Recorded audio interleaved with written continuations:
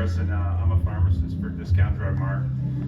I was told I've got 15 minutes, so I'm going to use a little timer here because sometimes I get caught up in what I'm saying, and I can go on and on.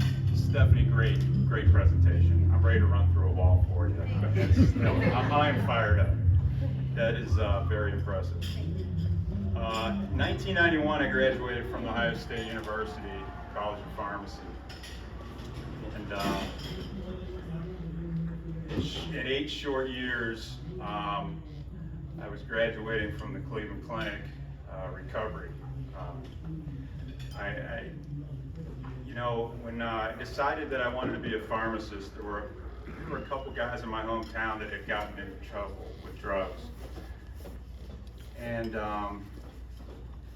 my thinking was, I can't believe, that they would go through all that hard work and end up, where they were. And here I am, 8 years later, like I said. About the time I graduated, a little bit before that, I was introduced to opiates. I like to drink.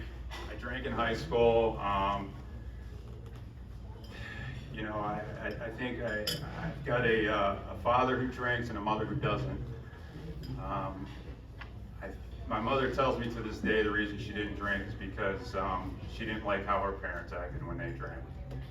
And I remember times where I'd see my father drinking, and I didn't want to be that way either. And then all of a sudden I picked up that first drink, and I was just like, this is something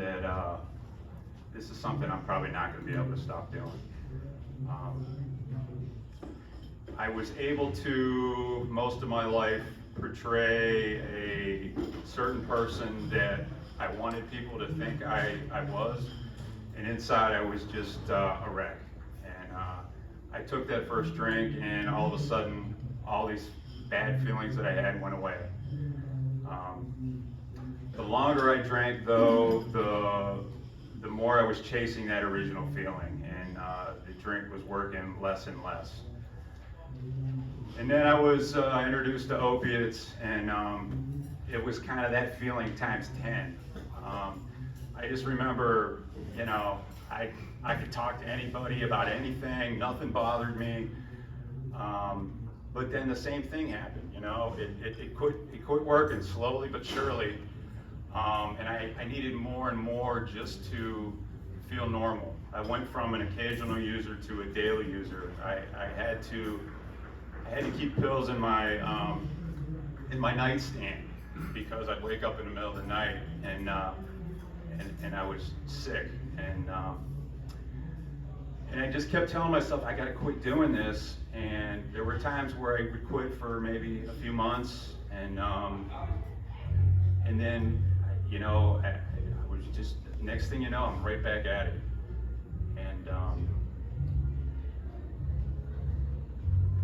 I had a time where I had a weekend off right around Easter of 1999, and I went home from work, and I was like, I'm just gonna quit, cold turkey. I'm not gonna do this anymore. I gotta quit this. I'm breaking the law. I'm lying to my family and everybody else, and it's got to stop now. And maybe after about 24 hours, I ended up in the emergency room because I was so sick I couldn't stop throwing up. I had diarrhea. I had terrible stomach pains, and I was going through withdrawal. And my wife took me to the emergency room, and I didn't tell the doctor what I was doing because I was too ashamed of the way I was living my life. And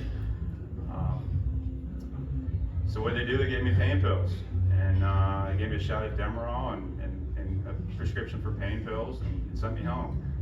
And at that point, I thought, I'm going to go on living this way until I either get caught or I die. And I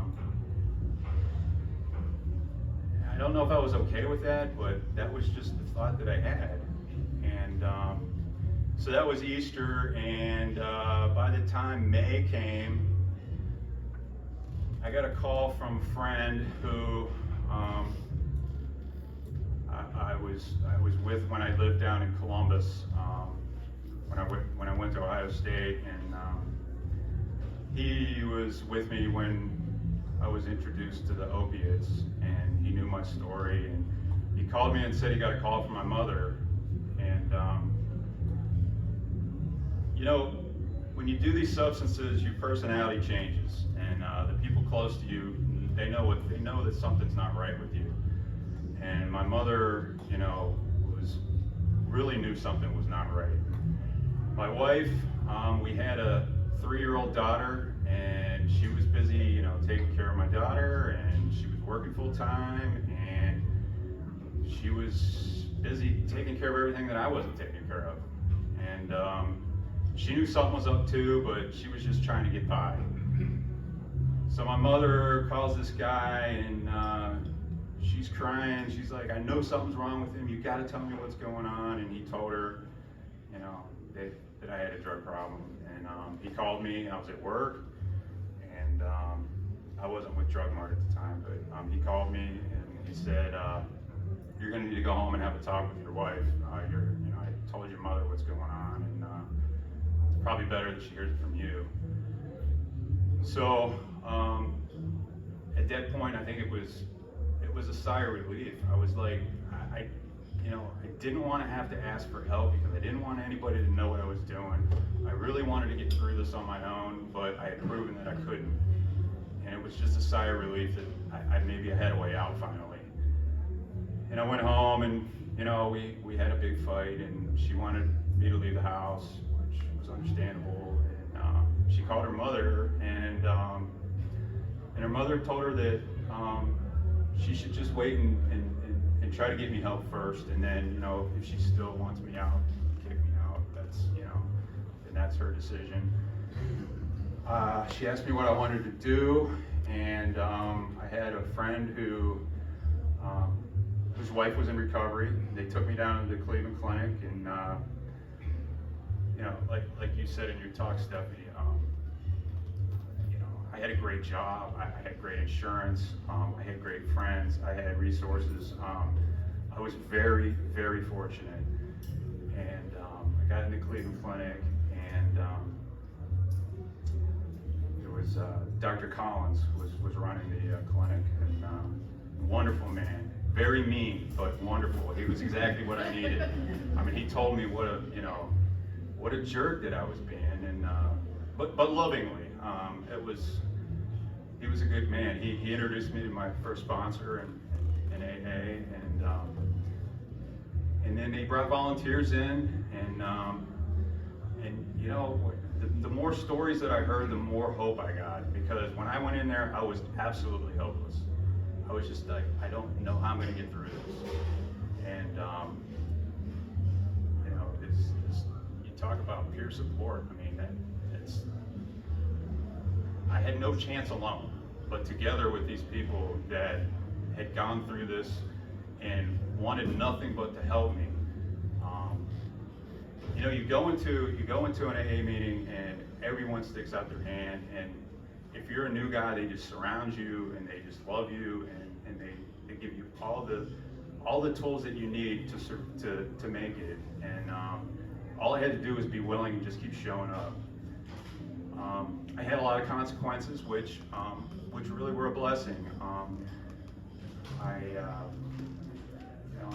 had a felony conviction, and you know, with that, I was on probation, and I needed to drop urine screens, and I needed to go to so many meetings, but you know, that all those things that they quote unquote made me do, they were insurance policies, you know. I had a wife who, you know, made sure I did what I was supposed to do, and a mother and father, and I haven't had to pick up a drink or a drug since. You know, it's been May 8th, 1999. It's been over 24 years.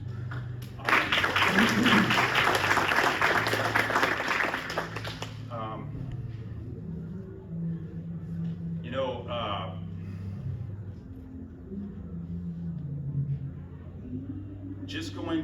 meetings was kind of not enough after so many years. I continue to go because I love seeing the new people, but I was able to get on the board of ARCHway. I'm actually the president-elect. I've been on the board for, I think it's been 4 years now, and I've met a lot more people in recovery, and I've gotten involved when my first sponsor, when I got out of treatment,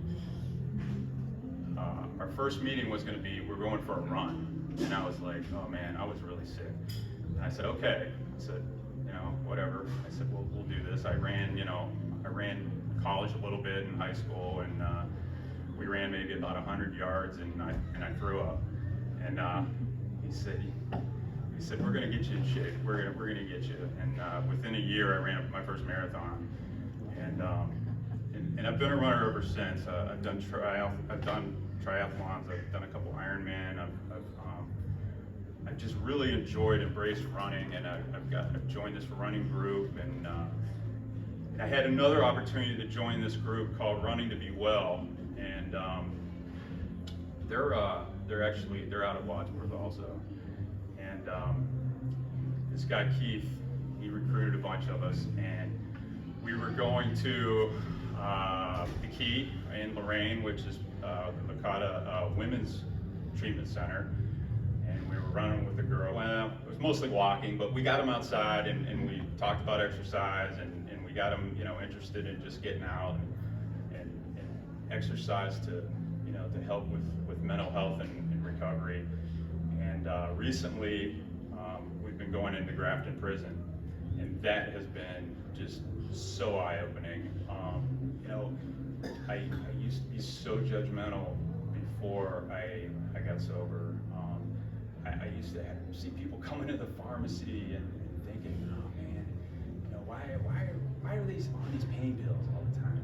It's like, what's wrong with these people? And then it was me, and now I've got an opportunity to meet with these people that have done some pretty terrible things, but they're human beings, and they're trying to make their life, their life better. And some of the talks we have while we're going around, they have an outdoor track, have just been amazing. There's just so many opportunities out there that I keep finding since I've been sober, and I never would have, there's a lot of people that say that they're grateful that they're an alcoholic, and it's hard for me to say because I hurt so many people, but I'm so happy that I'm in recovery, because my life has changed dramatically, and I've had so many, and I know it's going to continue to get better, but I've had so many opportunities that I never would have had before, and my time is up, so thank you very much.